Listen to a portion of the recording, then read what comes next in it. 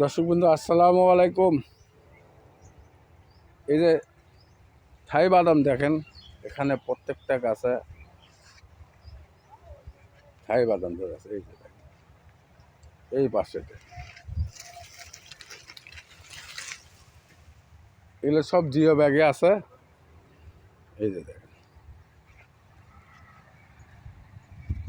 এই যে দেখেন, তো বাদাম সহ গাছ লাগলে এখানে একটা, এখানে একটা, এই যে দেখেন,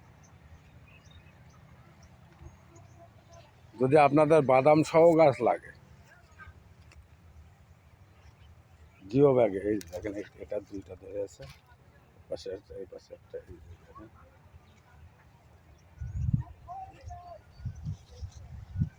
আমরা দিতে পারবো ইনশাল্লাহ।